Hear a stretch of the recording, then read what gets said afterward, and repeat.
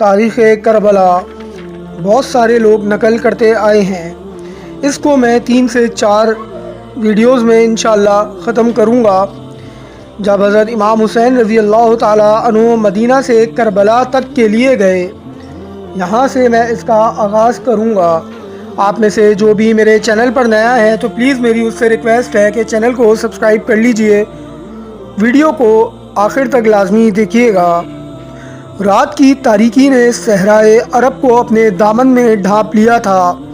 اور شب تاریک کے گھٹا ٹوپ اندھیرے شہر مدینہ کے در و دیوار پر چھا چکے تھے، اور مدینہ طیبہ کا ہر انسان محو خواب تھا اور کائنات کا ذرہ ذرہ خاموش تھا۔ ہر طرف سناٹا ہی سناٹا تھا اور ساری دنیا سو چکی تھی، مگر ساری رات اللہ تعالیٰ کی راہ میں جاگنے والا ایک مقدس فرشتہ سیرت انسان آج بھی جاگ رہا تھا، اس لیے کہ وہ اپنی پیاری بہن سیدہ زینب رضی اللہ عنہا کو مدینہ طیبہ سے کوچ کرنے کے لیے رخت سفر باندھنے کا حکم دے چکا تھا۔ اور وہ رات حضرت امام حسین رضی اللہ عنہ کی بیمار بیٹی بی بی سغرا رضی اللہ عنہا کے لیے ایک قیامت کی رات تھی، اس لیے کہ آج رات اس کی آنکھوں سے بھائی اکبر اور اصغر ہمیشہ کے لیے جدا ہو رہے تھے۔ اس کی پھوپھی زینب رضی اللہ تعالی عنہا اس کو چھوڑ کر جا رہی تھیں، اونو محمد چھپ رہے تھے، قاسم اور عباس گم ہو رہے تھے، اور آج اس معصوم بچی کا باپ ہمیشہ کے لیے بچھڑ رہا تھا۔ اس کی نظریں اصغر کے پھول جیسے چہرے پر جمی ہوئی تھیں، وہ اپنے بھائی کو بار بار سینے سے لگاتی تھی،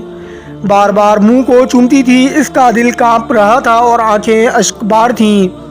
اور قدرت پکار پکار کر کہہ رہی تھی کہ اے حسین کی بیمار بچی سغرا، جی بھر کے اپنے بھائی اصغر کو دیکھ لے اور دل کھول کر قاسم و عباس کی بلائیں لے لے، اونو محمد کو چوم لے اور اٹھ کر پھوپھی زینب رضی اللہ عنہا کے سینے سے چمٹ جا، دوڑ اور اکبر کے گلے سے لگ جا، جلدی کر اور اونو محمد کی گردنوں میں باہیں ڈال دے، چل اور قاسم و عباس کے دامن سے لپٹ جا اور آگے بڑھ اور باپ کے پاؤں کو بوسہ دے، اس لیے کہ تو پھر ساری زندگی اکبر و اصغر کی صورت دیکھنے کے لیے ترستی رہے گی۔ اونو محمد نظر نہیں آئیں گے، قاسم و عباس کے چہرے پھر نہ دیکھ سکے گی اور باپ کی یاد میں عمر بھر روتی رہے گی۔ ناظرین، حضرت امام حسین رضی اللہ تعالیٰ عنہ نے اپنی ہمشیرہ اور بیٹی سکینہ رضی اللہ تعالیٰ عنہ سے فرمایا کہ پتہ نہیں پھر ہمیں مدینہ دیکھنا نصیب ہو کہ نہ ہو، اور یہ مقدس گلیاں اور در و دیوار پھر ہماری قسمت میں ہوں کہ نہ ہوں، اور معلوم نہیں کہ پھر نانا مصطفیٰ صلی اللہ علیہ وسلم کے روضہ پاک کی زیارت نصیب ہو کہ نہ ہو۔ اس لیے اٹھو اور چلو آخری بار مدینہ طیبہ کی گلیوں میں گھوم لیں، اس کے در و دیوار کو چوم لیں اور نانا پاک کے روضہ انور پر حاضری دے آئے، اور گنبد خضرا کی چوٹی کو آخری سلام کر آئیں۔ سیدہ عالم اٹھیں، سر پر چادر تطہیر اوڑھی، اپنے دونوں بچوں اون اور محمد کو ساتھ لیا اور اپنے بھائی حسین رضی اللہ عنہ کے پیچھے پیچھے روانہ ہوئیں۔ شہزادہ دو عالم نے بیٹی سکینہ رضی اللہ عنہا کی انگلی پکڑی، اور پھر اس طرح نبی کے گھرانے کا یہ مختصر سا قافلہ نبی صلی اللہ علیہ وسلم کے روضے کی آخری زیارت کرنے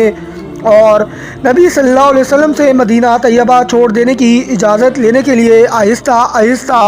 قدم اٹھاتے ہوئے کوہ حبیب صلی اللہ علیہ وآلہ وسلم کی طرف چلا جا رہا تھا۔ ناظرین، اگر میں یہ نہ کہوں تو یہ زیادتی ہوگی کہ رسول اکرم صلی اللہ علیہ وسلم کے روضے پر حاضری تو دی ہی دی، نانا سے تو ملے ہی ملے، لیکن ان کے دو یار حضرت سیدنا صدیق اکبر اور حضرت عمر فاروق رضی اللہ تعالیٰ عنہ سے بھی حضرت امام حسین رضی اللہ تعالیٰ عنہ نے مدینہ سے کربلا تک کے سفر میں اجازت چاہی ہوگی۔ ناظرین، راستے میں سیدہ زینب رضی اللہ تعالیٰ عنہ کو اپنی ماں خاتون جنت سیدہ فاطمہ الزہرا رضی اللہ عنہا کی وہ بات یاد آ گئی تو تڑپ گئیں کہ اے میری بیٹی زینب رضی اللہ عنہا، جس طرح آج میں رات کی تنہائی میں اپنے جگر گوشوں حسن و حسین رضی اللہ عنہما کو لے کر اپنے باپ کے روضے کی آخری زیارت کے لیے جا رہی ہوں، ایک رات اسی طرح آدھی رات کے وقت اپنے نانا پاک سرور کائنات صلی اللہ علیہ وآلہ وسلم کے مزار پر انوار کو دیکھنے کے لیے تو بھی حاضر ہوگی۔ آج میرے ساتھ حسن حسین رضی اللہ عنہما ہیں، کل تیرے ساتھ اون و محمد ہوں گے۔ کتنا دردناک تھا وہ منظر اور کتنا پردرد تھا وہ سما کہ سید المرسلین صلی اللہ علیہ وسلم کی دوش پر سواری کرنے والا حسین رضی اللہ تعالیٰ عنہ اور دو جہاں کے والی کی امری زلفوں سے کھیلنے والا حسین رضی اللہ تعالیٰ عنہ آج بھی نانا صلی اللہ علیہ وسلم کے مقدس روزے کی دیواروں سے لپٹ کر روتا ہے اور کبھی سنہری جالی کو چوم کر تڑپتا ہے۔ ناظرین، پھر نواسے رسول صلی اللہ علیہ وسلم کے دل سے ایک پردرد پرسوز آہ نکلی اور روزہ پاک کی دیواروں کو گلا دے کر عرض کی، اے نانا جان، میں وہی حسین ہوں جس کے لیے آپ آغوش نبوت دیا کرتے تھے، جس کے رونے سے آپ کا دل تڑپ جایا کرتا تھا، جس کو آپ صلی اللہ علیہ وسلم نے جنت کے جوانوں کا سردار فرمایا تھا، جس کو آپ صلی اللہ علیہ وسلم نے جنت کا پھول کہا، اور میں آپ صلی اللہ علیہ وسلم کی دوش پر سواری کرنے والا حسین ہوں، آپ کی امری زلفوں سے کھیلنے والا حسین ہوں، اور آج آپ کا وہی حسین آپ کے مدینہ کو چھوڑنے کی اجازت طلب کرنے حاضر ہوا ہے۔ آپ صلی اللہ علیہ وسلم کے جس روضہ اقدس کی سلامی کے لیے 70,000 فرشتے آسمان سے زمین پر اترتے ہیں، آج آپ صلی اللہ علیہ وسلم کا حسین رضی اللہ تعالیٰ عنہما اسی روزہ پاک کی دیواروں کو چھوڑ کر جانے کی اجازت چاہتا ہے۔ نانا جان، میں نے بہت کوشش کی کہ آپ کا آستانہ رحمت نہ چھوٹے اور گنبد خضرا آنکھوں سے اوجھل نہ ہو، مگر میں ہر طرح سے مجبور ہو چکا ہوں اور میری ہر کوشش ناکام ہو چکی ہے، اور آج آپ کے مدینہ کی گلیاں مجھ سے چھوٹ رہی ہیں۔ دیس کو چھوڑ کر پردیس جا رہا ہوں، قیام گاہ سے نکل کر مسافر ہو رہا ہوں۔ آپ کا روزہ آنکھوں سے اوجھل ہو رہا ہے، مگر یہ جو کچھ بھی ہو رہا ہے آپ کے دین کی حفاظت کے لیے، آپ کی شریعت کی رکھوالی کے لیے اور آپ کی امانت کی نگہداشت کے لیے ہو رہا ہے۔ مجھے یزید جیسے فاسق و فاجر اور باطل پرست حکمران کی بیعت کے لیے مجبور کیا جا رہا ہے، شریعت کے ایک باغی کی اطاعت کے لیے ڈرایا جا رہا ہے، مگر میں سب کچھ قربان کر کے آپ صلی اللہ علیہ وسلم کے دین کی آبرو بچانے کا عہد کر چکا ہوں۔ نانا جان، اٹھو، اپنے حسین کو گلے لگاؤ، مجھے حوصلہ دو تاکہ راہ حق سے قدم ڈگمگا نہ جائیں۔ نانا جان، اٹھو، دیکھیں آپ کی یہ نواسیاں زینب اور سکینہ رضی اللہ عنہما بھی حاضر ہیں، اور محمد بھی حاضر ہیں، ان کے سروں پر دستے شفقت پھیریں، ان کی ڈھاریں بندھائیں اور ان کے ڈوبتے ہوئے دلوں کو سہارا دیجیے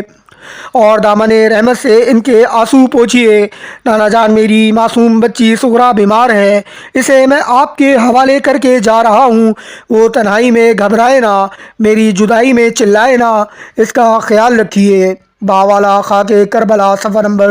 161 تا 164۔ ناظرین، اس کے بعد حضرت امام حسین رضی اللہ تعالیٰ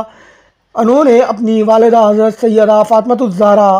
رضی اللہ تعالیٰ عنہ کی قبر مبارک پر حاضری دی، اس کا تذکرہ انشاءاللہ آنے والے حصے میں آپ لوگوں سے کروں گا۔ امید کروں گا کہ اس کا یہ پہلا حصہ آپ لوگوں کو پسند آیا ہوگا۔ انشاءاللہ اس کا دوسرا حصہ جلد لے کر حاضر ہوں گا، تب تک کے لیے اللہ حافظ۔